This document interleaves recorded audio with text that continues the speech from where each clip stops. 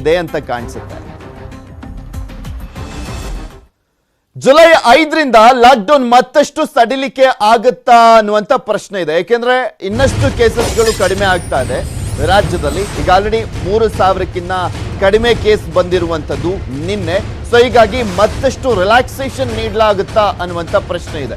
ನೋಡ್ಬೇಕು ಯಾವ ರೀತಿಯಾದಂತ ನಿರ್ಧಾರವನ್ನ ಮಾಡ್ತಾರೆ ಅಂತ. ಇಲ್ಲಿ ಮೈನ್ ಆಗಿ ಮಾಲ್ಗಳಿಗೆ ಅನುಮತಿಯನ್ನ ನೀಡುತ್ತಾ ಸರ್ಕಾರ. ಮಾಲ್ಗಳಾಗಿರ್ಬೋದು, ಥಿಯೇಟರ್ಗಳನ್ನ ತೆರೆಯುವಂತ ನಿಟ್ಟಿನಲ್ಲಿ ಅನುಮತಿಯನ್ನ ನೀಡುವಂತ ಸಾಧ್ಯತೆ ಇದೆ ಅಂತ ಹೇಳಲಾಗ್ತಾ ಇದೆ.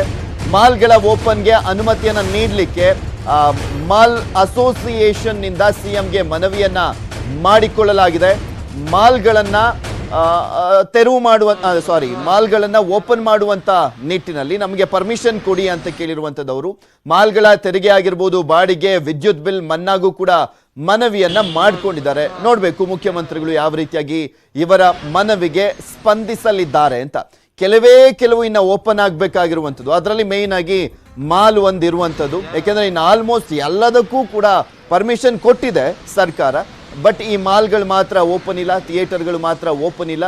ಸೊ ಅದಕ್ಕೂ ಕೂಡ ಈಗ ರಿಲ್ಯಾಕ್ಸೇಷನ್ ನೀಡುವಂತ ಸಾಧ್ಯತೆ ಇದೆ ಅಂತ ಹೇಳಲಾಗ್ತಾ ಇದೆ. ಕಾದ್ ನೋಡ್ಬೇಕು. ಇವತ್ತು ಮುಖ್ಯಮಂತ್ರಿಗಳನ್ನ ಭೇಟಿ ಮಾಡೋಕ್ಕೆ ಮಾನ್ಯ MLC ಆದಂಥ ಮುನ್ರಾಜೇಗೌಡರ ಜೊತೆ ಹೋಗಿದ್ದು, ಮೀಟ್ ಮಾಡಿ ಮಾಲ್ ಅಸೋಸಿಯೇಷನ್ ಇಂದ ಏನ್ ಹೇಳಿದೀವಿ ಅಂದ್ರೆ ದಯವಿಟ್ಟು ಮಾಲನ್ನ ಬೇಗ ಓಪನ್ ಮಾಡೋಕೆ ಒಂದು ಅವಕಾಶ ಕೊಡಿ.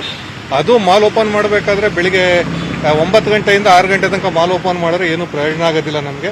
ದಯವಿಟ್ಟು 9 to 9 ಮಾರ್ನಿಂಗ್ 9 ಸಾಯಂಕಾಲ 9 o'clock ತನಕ ಮಾಲ್ ಓಪನ್ ಮಾಡಕೊಡಿ. ಅದ್ರ ಜೊತೆಗೆ ಅವ್ರು ಏನೇನೆಲ್ಲ ಕಂಡೀಷನ್ಸ್ನ ಹೇಳ್ತಾರೆ ಅದನ್ನೆಲ್ಲ ನಾವು ಫಾಲೋ ಮಾಡ್ತೀವಿ.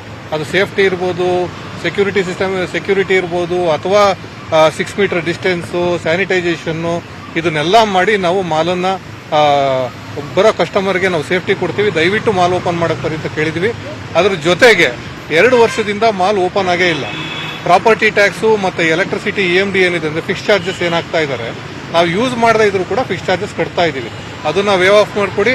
ಅದ್ರ ಜೊತೆಗೆ ಕೆಲವೊಂದು ಮಾಲ್ಗಳು ರೆಂಟೆಡ್ ಬಿಲ್ಡಿಂಗ್ ಅಲ್ಲಿ ಇದೆ, ಆ ರೆಂಟ್ಗಳನ್ನ ಗೌರ್ಮೆಂಟ್ ಬಿಲ್ಡಿಂಗ್ ಅಲ್ಲಿ ವೇವ್ ಆಫ್ ಮಾಡಿಕೊಡಿ ಅಂತ ಇಷ್ಟು ನಾವು ಮನ್ನಾ ಮಾಡಿ ಅಂತ ಕೇಳಿದೀವಿ.